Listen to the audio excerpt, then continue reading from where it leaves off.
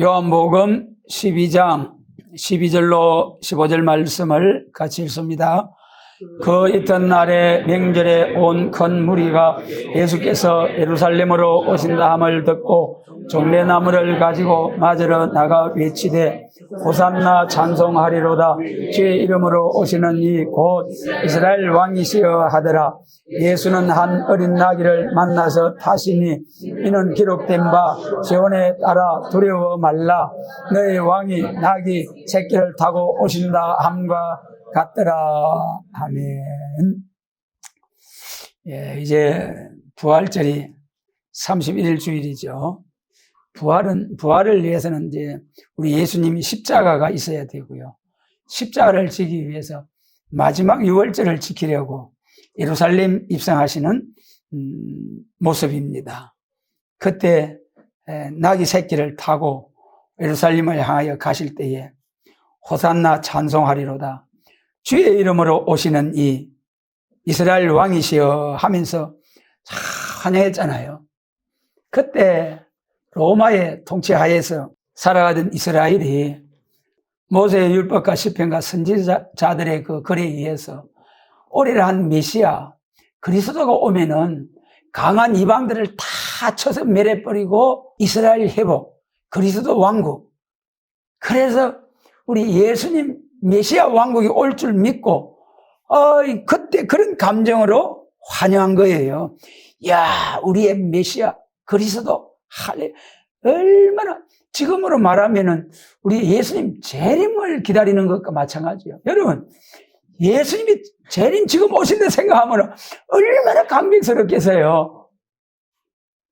모든 악한 이방의 세력을 멸하고 세상 나라가 우리 주와 그 그리스도의 나라가 되어서 예수님께서 친히 눈에서 눈물을 씻어 주신다는 계시록 7장의 말씀처럼 그런 주님의 나라가 온단 말이에요. 그 메시아 그리스도가 오신단 말이에요. 그러니까 막 감격스러워서 종려나무 옷을 벗어서 깔고 환영했죠. 그런데 그 왕으로서 이스라엘 회복하실 줄 알았는데 또 빌라도의 재판을 받으시고 십자가에 땅 못 박히시는 것을 보고 얼마나 실망이 됐겠습니까? 왕이 될 줄 알고 3년 동안 세월을 모든 것을 버려두고 왕이 되면 좌편 우편에 앉을 것이라고 막 그래가지고 3년의 세월을 다니고 이제는 정말 선지서에 기록된 말씀대로 이스라엘 회복하는 메시아로서 승리하기 위해서 예루살렘 입성하신다. 그래 얼마나 신났겠습니까? 제자들도. 그런데 꼼짝없이 십자가 지신 예수님을 보고 얼마나 실망이 되었겠습니까? 그러나 실상은 그때 바로 이스라엘 회복이 아니고 예루살렘에 올라가시죠. 또 언약의 피로 화평의 복음을 전하시죠. 그 다음에 심판을 하고 재림하셔서 여호와의 땅에 빛나는 새하늘과 새 땅, 예수님의 나라를 이루신다는 것이 스가랴 9장의 말씀이죠. 그래서 이 시간에 여기 이제 12절에 있는 명절에 예루살렘 입성하신 이 명절이 무슨 명절이죠? 유월절이잖아요. 유월절. 우리 예수님께서 유월절 양으로 십자가 지셨죠. 유월절 양으로 십자가 지시고 그 다음에 이제 그러므로 우리가 구약 시대는 정월 14일에 양을 잡아서 유월절을 지켰는데 지금 우리가 유월절 지키는 것은 예수님 십자가를 믿으면은 세상죄를 지고 가는 어린 양 대신 예수님의 십자가를 믿으면은 유월절을 지키는 거죠. 피로서 십자가 보혈로 구원받는 역사죠. 그 다음에 이제 13절에서 이스라엘의 왕이시여 그랬죠. 이스라엘 왕. 물론 지금도 보좌 우편에서 예수님께서 왕으로서 성도들을 통치하시고 물론 이방인들도 전부 다 하나님께서 하나님의 통치 아닌 것이 있습니까? 전부 다 지금도 하나님께서 세상의 모든 것을 통치하시는 거죠. 그러나 사람 중에서 예수님을 구주로 영접한 사람들은 왕으로 모시고 살아가고 있지만은 그러지 않은 사람들은 예수님을 부정하고 거스리 행하고 왕고사하고 젊은 33세 청년으로 쓸쓸히 불행스럽게 운명하신 예수님, 그런 정도로 4대 성인 중에 한 사람 정도로 믿고 있죠. 그래도 참 이 이스라엘 왕이시여 한 것은 지금은 영적으로 보좌 우편에서 통치하시고, 이제 앞으로 기다리고 사모하는 예수님 재림하시면은 진짜 그리스도 천년 왕국에서 만왕의 왕 만주의 주로서 세상을 통치하게 되죠.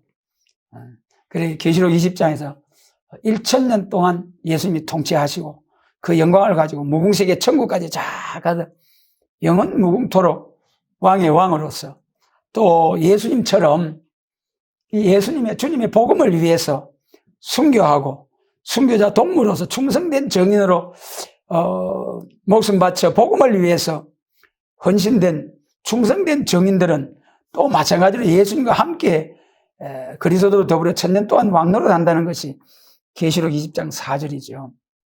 그래 여기 13절에서 이스라엘 왕이여 한 것은 지금은 보좌 우편에서 영적으로 통치를 하시지만은 재림하시면은 계시록 5장 10절에서 피로 사서 하나님께 드리시고 저희로 우리 하나님 앞에 나라와 제사장을 삼으셨으니 저희가 땅에서 왕노릇 하리로다. 그래 그리스도의 천년 왕국은 이 땅에서 이루어지는 거죠. 그래 천년이 차면은 이제 처음 하늘과 처음 땅이 없어지고 영원 무궁 천국이 이루어지게 되죠. 그 다음에 이제 15절에 14절에서 이 어린 나귀를 타신 예수님은 겸손한 왕으로 오신 예수님. 우리 예수님은 나실 때부터 천국의 영광을 버리고 이 땅에 오셨잖아요. 낮아지시고 또 그것도 구유에 나시고 또 십자가에 운명하시고 무덤에까지 내려가시고 옥에까지 내려가신 낮아지신 예수님. 어린 나귀를 타셨다는 것은 겸손하신 우리 주님. 장수들도 왕들은 흰말 100마리를 타는데 우리 예수님 말은 고사하고 어린 나귀 새끼를 타신 우리 예수님. 우리도 예수님처럼 항상 겸손함으로 허리를 동이고 주님의 발자취를 따르는 우리의 삶들이 되기를 바랍니다. 그 다음에 이제 세 번째로는 기록된 바 시온에 따라 두려워 말라. 보라 너의 왕이 나귀 새끼를 타고 오신다 함과 같으니라 그랬잖아요. 시온에 따라 두려워 말라. 너의 왕이 나귀 새끼를 타고 오신다. 이 말씀이 선지서 스가랴 9장 9절에 기록된 말씀이에요. 스가랴 9장 9절. 스가랴 9장이 평화의 왕이잖아요. 우리 예수님이 평화의 왕으로 다스리실 그 과정을 말씀하신 거예요. 그래서 이 스가랴 9장을 보면은 이 예수님 재림하실 때에 우리 예언서가 있습니다만은 물론 율법과 시편과 모두가 예언의 말씀이 있습니다. 그 중에 우리가 보편적으로 예언서 하면은 이사야로부터 말라기까지를 말씀하잖아요. 그런데 그 예언서 중에 계시록, 여러분 세계 모든 교회가 요한계시록은 예수님 재림하실 때 될 일이라는 것은 다 공통적으로 다 알고 있습니다. 그렇잖아요. 그럼에도 그러면 예수님 재림은 미래사잖아요. 계시록 1장 3절에서도 이 예언의 말씀 읽고 듣고 지키는 자가 복이 있다. 그리고 4장 1절에서 이후에 마땅히 될 일을 내게 보이리라. 계시록 1장 1절에서 속히 될 일을 내게 보이리라 하고 4장 1절에서 이후에 마땅히 될 일을 내게 보이리라.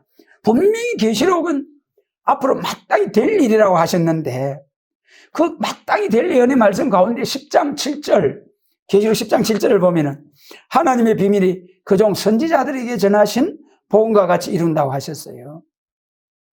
선지자들에게 전하신 복음과 같이 예수님이 재림하시고 세상 나라가 우리 주와 그 그리스도의 나라로 이루어진다는 계시록 10장 7절. 여러분, 그러므로 우리 예수님 재림하실 때는 그 10장 7절에서 선지자들에게 전하신 복음이라 하시고 그 다음에 이제 11절에 10장 11절에 가서는 이제 백성과 나라와 방언과 임금에게 다시 예언하여야 하리라. 작은 책 계시록을 꿀과 같이 먹고 쓴 시련의 과정을 통과하면은 백성과 나라와 방언과 임금에게 다시 예언할 수 있는 자격을 준다는 거예요. 사명을 준다는 거예요. 그렇게 다시 연할 수 있는 자격은 작은 책 꿀과 같이 먹고 다시 꿀과 같이 먹고 실행 통과하는 거예요. 여기서 이제 우리가 초림주로 오신 예수님을 증거하는 교회하고 재림을 증거할 교회하고 사명의 차이점이 있다는 것을 우리 사도행전 1장과 비교해서 알 수가 있어요. 사도행전 1장 21절로 22절에서는 가룟 유다가 자기 길을 간 후에 12사도로 한 사람을 이제 세우는데 그때 12사도의 자격이 뭐였습니까? 세례 요한의 증거로부터 올리워 가신 날까지 계속 우리와 함께 같이 다니던 사람 중에 한 사람을 채워서 여러 후보가 있을 거 아닙니까? 그 두 사람을 후보로 세웠잖아요. 그 후보의 자격은 세례 요한, 세상죄를 지고 하나님의 어린 양이로다 예수님을 딱 증거할 때 그때부터 아멘입니다요. 그러면서 그때부터 예수님을 믿고 같이 쭉 다니면서 예수님의 표적 증거 말씀을 통해서 하나님의 아들 되심을 다 확실히 인정할 수 있는 사람, 그런 사람을 세워가지고 사도로 세우는데 뭘 증거하라고 했습니까? 부활을 증거하게 하여야 하리라. 오늘날까지 2000년 동안 사도의 사명은 부활을 증거. 부활하면은 동년의 탄생, 십자가, 부활, 성천, 성신강림 다 뭐 포함되는 거죠. 십자가 하는 것도 마찬가지죠. 그런데 예수님 재림하실 때의 사명자의 자격은 뭐라고 했습니까? 작은 책 요한계시록을 꿀과 같이 먹어요. 여러분, 요한계시록 읽으면 신나잖아요. 정말 소망의 복된 말씀. 그래, 이 요한계시록 책을 꿀과 같이 먹고, 그 다음에 선 실현의 과정을 통과해. 계시록을 읽고 듣고 즐기려고 하면, 큰일 나. 거기 이단이 많이 나와서, 그거 함부로 건드리면 큰일 나. 덮어놔. 이거 덮어놓을 책 같으면 하나님 왜 주셨겠어요? 정한 때가 되면 다 열어서, 얼굴이 해와 같이 빛나는 종들이 나와가지고 가감없이 정인의 권세를 받고 땅과 바다를 밟고 사자같이 심판의 복음을 외쳐야 할 그런 아주 말세의 가장 중요한 계시록 예언의 말씀, 그런데 덮어놓으라는 거예요. 우리는 보니까 할렐루야 감사한데 말이죠. 그래서 이 계시록을 증거할 사명자는 요한계시록을 꿀같이 먹어야 돼요. 읽고 막 수십 번, 수백 번이라도 읽어야 돼요. 다 외워버려야 돼요. 그럼 얼마나 좋겠습니까? 그런데 이제 작은 책을 꿀같이 먹고 실현에 가자. 이거 꿀같이 먹으면은 그 이단이야. 거기 이단들이 많이 나와서 그 이단이야. 그 소리 듣는다는 거예요. 그것이 선 실현에 배가 아프다는 거예요. 입에서는 단데. 그런데 그래도 그것을 잘 통과했을 때에 그때 사명이 주어지는 거예요. 그게 뭐냐 하면은 백성과 나라와 방언과 임금에게 다시 연하여야 하리라. 할렐루야. 다시 연. 그것이 내가 10장 7절에 선지자들이 전하신 복음을 다시 연하라는 거죠. 그러면 선지서와 계시록과의 관계, 율법은 몽학 선생이라고 했잖아요. 예표적인 말씀이다. 율법과 선지자는 예표적이고 실상 실체가 온 것이 예수님 오심으로부터. 그 다음에 이제 히브리서 9장 10절 계획할 때까지 맡겨둔 것이다. 율법은 장차 좋은 일의 그림자요 참행상이 아니다. 그래, 율법 시대에 율법이나 선지서나 모든 것은 전부 다 예표적이고 그림자라는 거예요. 그래서 앞에서 이제 절기를 지키러 올라가신 예수님, 유월절 절기, 구약시대 유월절 같으면은 짐승을 잡아가지고 피를 뿌리고 그런 예식이 있어야 되는데, 신약시대에 와서는 그런 유월절 안 지키잖아요. 우리 고린도전서 5장 7절 말씀 같이 읽습니다. 너희는 누룩 없는 자인데 새 덩어리가 되기 위하여 묵은 누룩을 내어버리라. 우리의 유월절 양 곧 그리스도께서 희생이 되셨느니라. 우리 예수님이 유월절 양으로, 그러니까 우리가 그 예수님만 믿으면은 유월절 지키는 거예요. 오늘날 유대인들처럼 또 짐승을 잡아가지고 피 뿌리는 그런 예식이 아니라 얼마나 감사합니까? 우리가 율법시대에 태어났더라면은 제지을 때마다, 절기 때마다, 하나님 앞에 제사할 때마다 짐승 끌고 와가지고 그걸 내 손으로 잡는 거예요. 그 큰 죄 짓고 또 제사장이 또 민족적인 제사를 드릴 때는 송아지를 잡잖아요. 그 송아지를 죽여가지고 잡는다고 생각해봐요. 그 안 죽으려고 바들바들한, 그 끝까지 죽이가 숨통을 끌어놓고 피를 받아가지고 6월절 제사. 여러분, 그래 안 하고 편안하게 예수님 이름으로만 6월절 예배 드릴 수 있는 이 은혜 감사하잖아요. 그래서 율법은 장차 오는 모든 일의 예표다. 우리 스가랴 9장 9절 말씀, 스가랴 9장 같이 읽습니다. 시온에 따라 크게 기뻐할지어다. 예루살렘에 따라 즐거이 부를지어다. 보라, 내 왕이 내게 임하나니 그는 공의로우며 구원을 베풀며 겸손하여 나귀를 타나니 나귀의 작은 것 곧 나귀 새끼니라 그랬어요. 이제 우리가 이 나귀 타고 입성한다고 하신 그 말씀이 있는 그 스가랴 9장을 통해서 우리가 한번 좀 자세히 살펴보겠습니다. 스가랴 9장은 평화의 왕이에요. 스가랴 9장 1절로부터 8절까지는 예수님 재림하셔가지고 죄 많은 세상 악인들을 싹 심판해버린다는 거예요. 그리스도 왕국이 오면은 그 평화 왕국, 거기는 악인들이 있으면 안 되잖아요. 에덴 동산에서는 뱀이 들어오고 죄가 들어오고 죽음이 왔지만은 다시 둘째 아담, 마지막 아담 예수 그리스도를 통하여 이루어지는 그리스도 왕국은 거기는 이제 악인도 없고 사람을 악하게 하는 용, 마귀, 사단의 세력도 완전히 잡아 가두어버리고 진짜 지상낙원이에요. 평화왕, 참된 평화왕국. 그래서 그것을 평화의 왕으로 다스리실, 낙이 타고 입성하셔가지고 평화의 왕으로 다스리실 그 예수님에 대하여 자세히 말씀하신 것이 스가랴 9장이에요. 1절로 8절은 악한 세상 멸망의 비로 소재해버린다는 이사야 말씀과 같이 싹 심판해버린다는 것이 1절로 8절이고요. 그 다음에 이제 이 9절 말씀에 보면은 9절부터 17절까지의 말씀을 통해서 3시대를 말씀하셨어요. 육적 이스라엘 예루살렘 교회는 9절 한 절만 알았어요. 9절 한 절.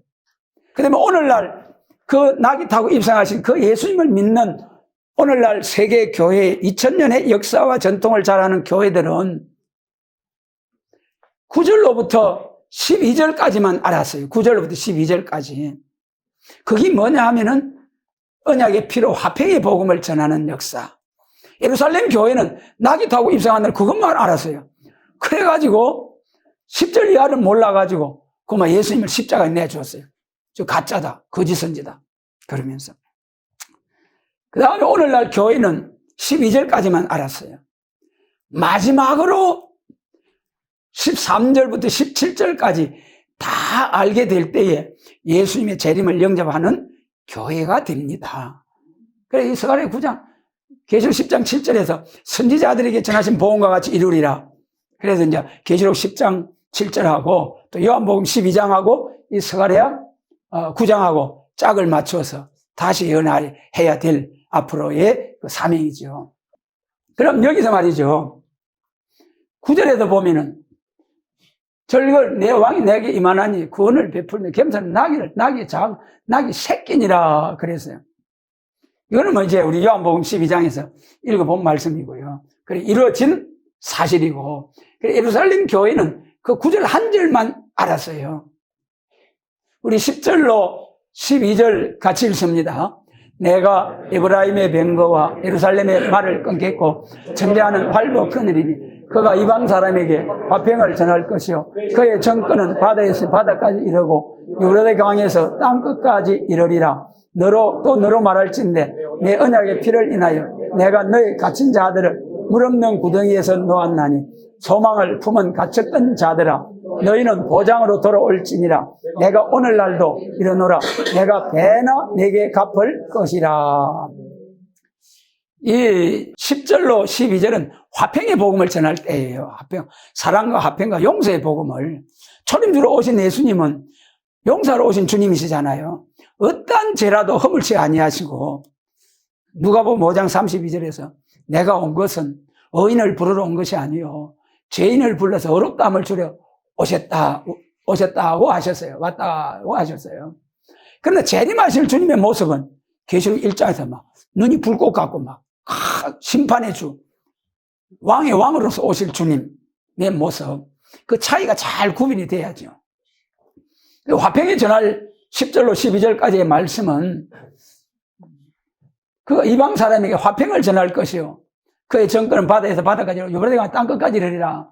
화평의 복음을 전하는 이 은혜가 온 세상 땅끝까지 전해졌잖아요. 그 온 세상에, 마태복음 24장 14절에서 이 천국 복음이 온 세상에 전파되리니 그제야 끝이 오리라 그랬잖아요. 그때 끝이 오면은 뭐 하라고 했습니까? 15절에서 선지자 다니엘서를 읽어라, 선지서를 읽어라. 그래서 이 천국 복음이 온 세상에 전파되어 가지고 예수님 재림하실 말세가 오면은 선지서를 읽으라는 것이 마태복음 24장 15절.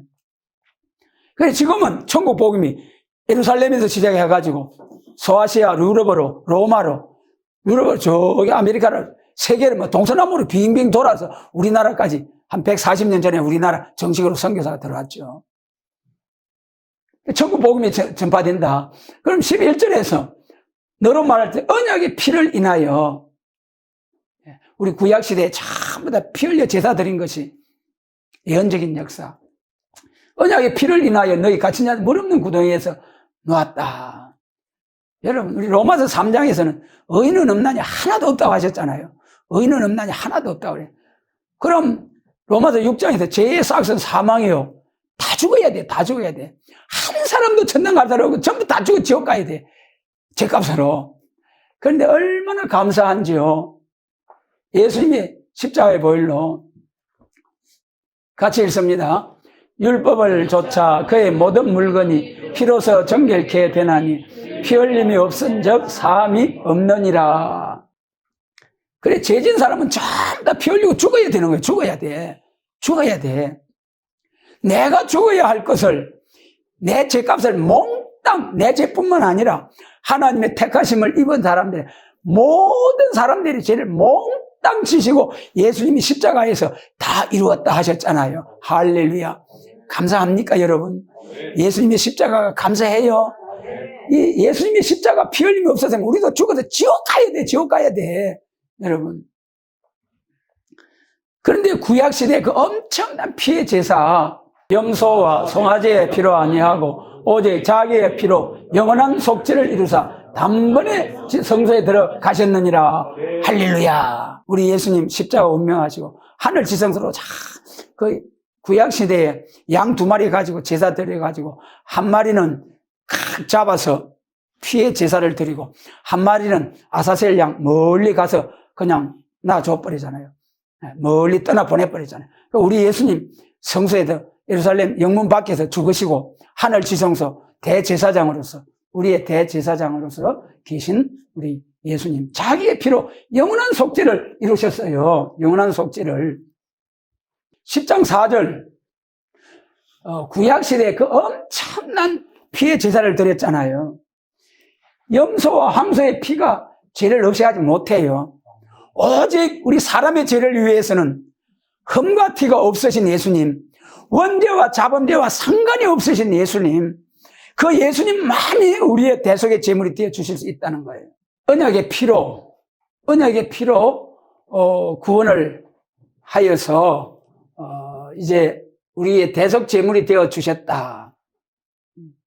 그 다음에 이제 보면 12절 말씀에 보면은 보장으로 돌을 때 내가 오늘 내가 배나 내게 갚을 것이라 소망을 품었던 같은 자들아.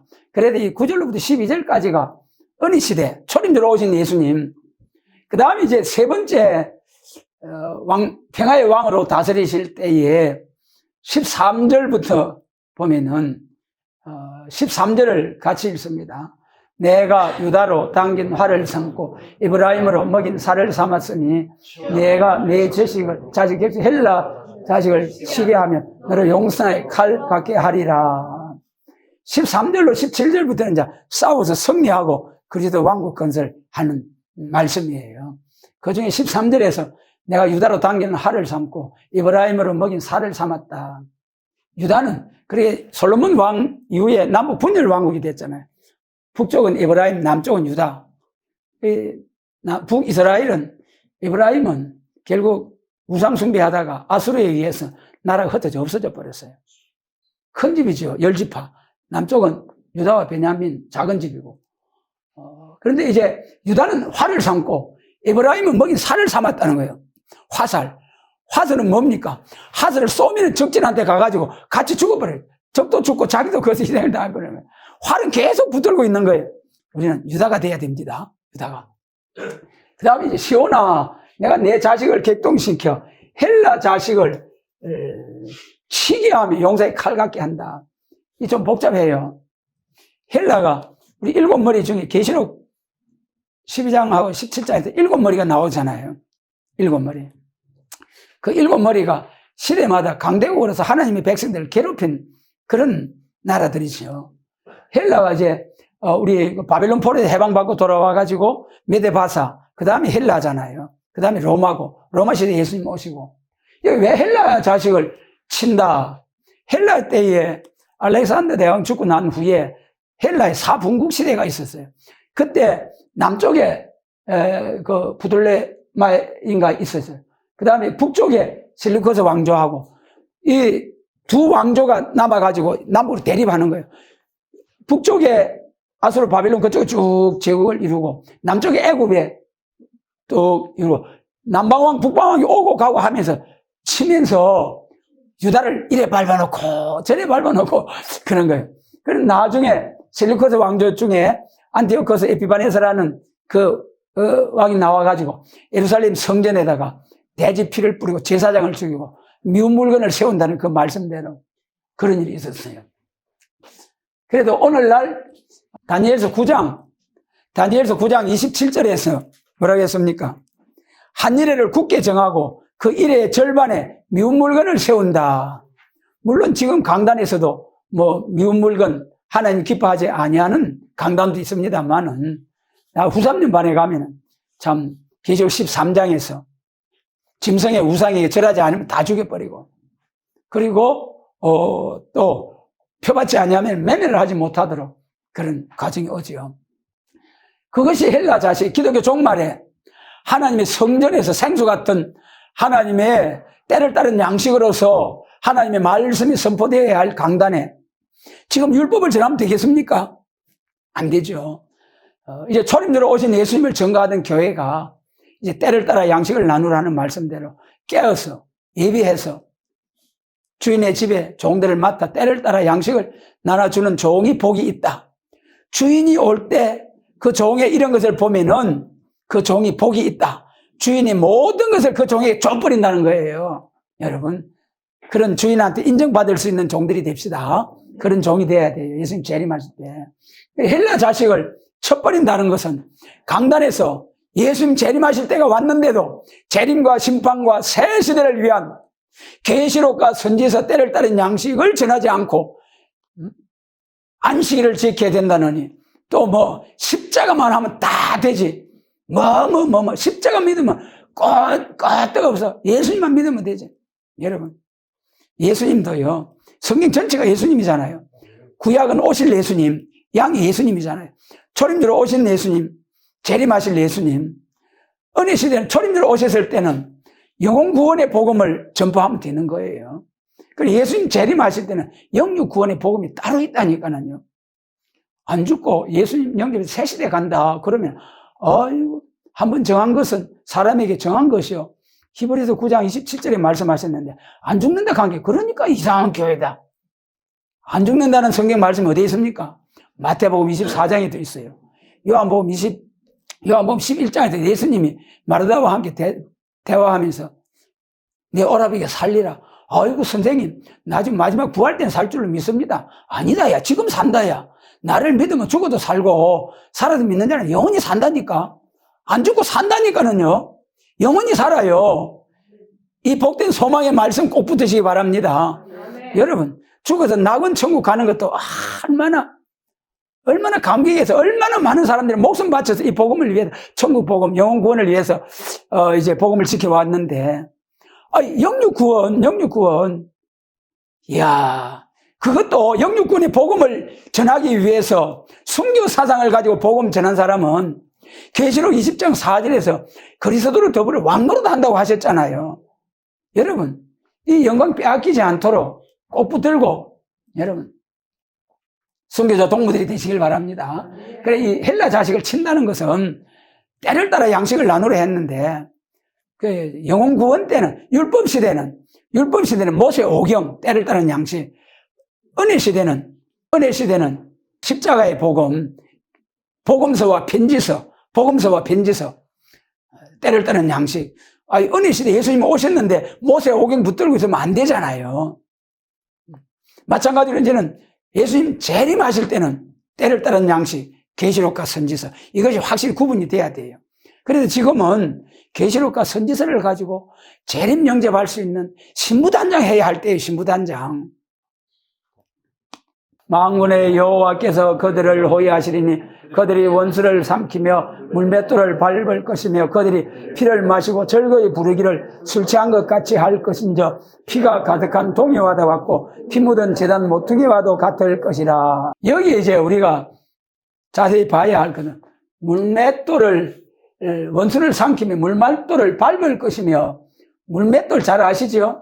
다윗이 물맷돌 가지고 그 갑옷을 가지고 딱 둘러싸고 앞에 방패까지도 있고, 그런데 물맷돌 가지고 딱 거꾸로 들여버렸잖아요. 돌. 예. 돌 중에도 뭐 썩돌도 있고 차돌도 있습니다만, 이 돌이 참 얼마나 물맷돌을 밟아버린 나라. 전쟁 무기예요. 전쟁 무기. 기독교 종말의 전쟁 무기. 번쩍하면 보단만 누르면 번쩍해가지고 막 다 죽어버리는, 이런 땅과 바다가 피해를 당할 수밖에 없는 이런 심판날을 앞에 놓고 그런 무기들을 자근자근 밟아 고철로 만들어버리고, 우리를 죽이려고 저쪽에서 쏠 것 같으면 주여 해버리면 그 자리에 바로 펑 해가지고 다 죽어버린다는. 그것이 엘리사가 아람 왕이 이스라엘 치러 올 때에 왕이시여 이쪽으로 옵니다요. 이쪽에 딱 군사를 보내다 쳐버리소. 그래가지고 몇 번 그러니까 아람 나라 왕이 기가 차는 거예요. 아니, 내 곁에 누가 첩자가 있는 거 아니가? 그러니까 신하 중에 한 사람이 아닙니다요. 이스라엘에는 엘리사라는 선지자가 있어가지고 왕이 침상에서 눕고 일어나는 것도 다 훤히 알고 있습니다요. 그래? 그럼 잡아오너라. 그래, 그런 일이 있었잖아요. 그래, 엘리사가 그 군대가 와서 엘리사 잡아온 군대가 오니까 주여 해버리니까 뭐가 됐습니까? 전부 소경이 돼버리잖아요. 그 엘리사가 우리가 지금 말하는 완전 영감, 이사야 11장에 말하는 기독교 종말의 7명의 역사 안 받았잖아요. 기독교 종말의 변화성도 14만 4천은 완전 역사, 완전한 종, 완전한 인격, 완전이에요. 예수님 외에는 완전 인격이 없어요. 그런데 기독교 종말에는 완전한 인격, 완전한 말씀을 선포할 수 있는 그런 얼굴에 해같이 빛나는 종들이 나와가지고 가감없이 계시록 22장 17절에서 성령과 신부가 말하기를 가감하면 재앙이라 했잖아요. 지금 가감하면 안 된다는 그 말씀을 드러내가지고 이 교회도 가감하게 이단, 저 교회도 가감하게 이단 감벨사라는 그 사탄 꾼데라 해야 돼. 그런 사람들이 이 교회도 함부로 그래서 하는 사람들이 있어요. 예. 그래서 참 지금은 다 가감하면 안 된다는 줄 알기 때문에 안 하려고 하지만은 사람이 지식이 한계가 있잖아요. 그렇기 때문에 지금은 가감이 되는데, 성령과 신부가 말하기를 예수님의 재림을 영접할 수 있는 신부 자격을 딱 갖춘 사람이 남종과 여종에 부어주시겠다는 성령 충만의 역사를 받고 나가서 딱 예언할 때, 그때는 가감 없이 정인의 건설을 받고 하나님의 입맞은 14만 4천이 언제 어디서 무슨 말씀을 가지고 증거를 하든지 똑같은 내용으로 선포될 수 있는 정인의 건설을 받고 나 증거할 때가 온다는 거예요. 그 엘리사가 영안 열려 봤잖아요. 기독교 종말에는 그보다 훨씬 더한 거예요. 그래도 김정은이가 핵무기 띄우려고 하면은 엘리사보다도 훨씬 완전 역사 받은 종들이 딱 있어가지고 그거 모르겠습니까? 그거 모르면 엘리사보다도 못하죠. 그거 모르면 완전 인격이 아니죠. 그러니까 지금 정치권에서 중국, 북한, 러시아 이제 모두 핵무기 어쩌고 저쩌고 하면 부들부들 하는데 그거 아무것도 아니라니까는요. 여기 물맷돌을 뭐 안 됐습니까?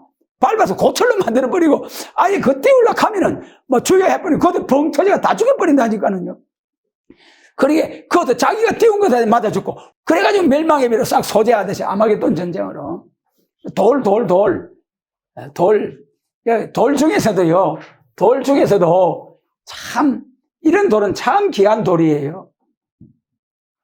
산에서 떠인 돌이 철과 녹과 진흙과 은과 금을 부서뜨린 것을 보신 것은 크신 하나님이 장래 일을 왕께 알게 하신 것이라. 이 꿈이 참되고 확실하니이다. 다니엘서 2장 꿈 해석한 거죠. 45절을 이해하려고 하면 44절을 먼저 읽어야 돼요. 같이 44절.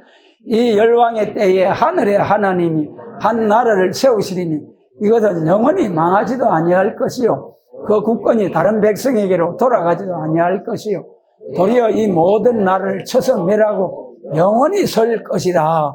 무슨 나라입니까? 예수님 나라가 분명하죠. 그래서 예루살렘 교회가 호산나 찬송하리로다. 자, 나뭇가지를 꺾어가지고 흔들고 자기 옷을 벗어서 환영하고, 그것이 이제 이때 될 일을 갖다가 미리 가불 해서 하니까 안 되죠. 그래서 참 지금 이제 진짜 예수님이 오셔가지고 하늘의 하나님이 한 나라를 세우신다. 한 나라, 예수님 나라, 지금 230년 크고 작은 나라가 있지만 싹 밀어버리고 한 나라를 세우십니다. 할렐루야. 여러분, 한 나라를 영원히 망하지도 아니할 것이요 국권이 다른 백성을 가지도 아니할, 모든 나라를 쳐서 멸하고 멸망의 비로 소지한다고 그랬어요. 이사야서 14장인가. 그런데 사람의 손으로 하지 아니고 산에서 뜬 돌이, 이 산이 무슨 산이겠습니까? 백두산, 한라산, 알프스산, 무슨 산입니까? 미가서 4장 1절에 가면은 여호와의 전의 산이 작은 산들 위에 굳게 설 것이요 여호와의 전이 산이라, 교회가 산이라는 거예요.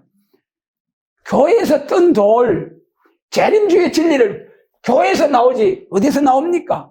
교회 중에서 무슨 교회에서 나와야 됩니까? 재림주의 진리가 여러분 어디서 나오느냐 우리 자매님 잘 살피셔야 됩니다. 어느 교회에서 뜬 돌이 나오는데, 산이 교회인데, 미가서 4장 1절, 이사야 2장 1절에 교회에서 돌이 나온다니, 돌은 재림주의 진리가 나온다. 그 진리 가지고 진리의 말씀으로 심판해버리는 거죠. 그 다음에 이제 물맷돌을 밟을 것인즉 피를 마시고 절거의 불에 술 취한 것까지 할 것인지, 피가 가득한 동에, 계시록 14장 20절에 피가 어디까지 담대했습니까? 말굴레까지 피가 가득해서, 이사야 63장에 하나님이 예수님이 분해가지고 포도즙 틀을 꽉 밟아버려. 포도즙 틀이 교회잖아요. 예수님이 자기 피로 산 교회를 밟아버리겠다는 거예요. 때를 따라 양식을 나누지 않는 교회는 하나님이 대적이 되어가지고 심판받는 거예요. 포도원, 포도주가 모두 하나님의 말씀이고 교회인데, 이런 가정 심판을 하고 난 후에 비로소 우리 서가라 9장 16절로 17절 같이 읽습니다. 이날에 그들의 하나님 여호와께서 그들을 자기 백성의 양떼같이 구원하시리니 그들이 멸류관의 보석같이 여호와의 땅에 빛나리로다. 그의 행동함과 그의 아름다움이 어찌 그리 큰지, 소년은 곡식으로 강건함, 처녀는 새 포도주로 그러하리로다. 할렐루야. 그러나 반대로 복을 받지 못한 사람이 있어요. 복을 받지 못하는 사람. 11절 아모스 8장 11절로 13절 같이 읽습니다.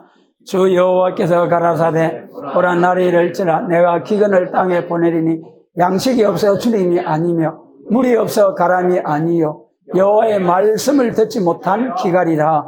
사람이 이 바다에서 저 바다까지 북에서 동까지 비틀거리며 여호와의 말씀을 구하려고 달려 왕래하되 얻지 못하리니 그날에 아름다운 처녀와 젊은 남자가 다 갈아여 피곤하리라. 이때는 구원의 기회가 다 지나가고, 지금은 구원의 기회가 다 참 얼마든지 구원을 받을 수 있는 그런 때입니다. 그런 때예요. 그러나 앞으로 정한 때가 지나고 나면은 아모스 8장처럼 말씀을 구해서 이 땅까지 저 끝까지 달려도 얻지 못하는 때가 온다는 거예요. 지금은 은혜의 때예요. 구원의 날입니다. 그래서 우리가 이러한 때에 참 낙이 타고 입성하신 우리 예수님, 그 예수님의 그 모습을 보면서 화평의 복음을 전할 때가 있고, 영원한 복음을 놓고 싸워야 할 때가 있다. 그러므로 시대를 잘 분별해서 이제 부활절을 앞에 놓고 우리 예수님 나귀 타고 입상하셔서 십자가를 향하여 나아가신 예수님, 우리가 그 예수님을 영접해서 참 감사함으로 기쁨으로 오늘날까지 하나님의 자녀로서 감사함 예배를 드렸습니다만 이제는 다시 오실 주님을 사모하면서 때를 따라 양식을 나누는 교회. 그래도 이제 요한복음 12장 호산나 찬송하리로다 한 그 말씀을 통해서 우리는 재림을 기다릴 수 있는 여기까지 나아가는 교회. 그래서 그러므로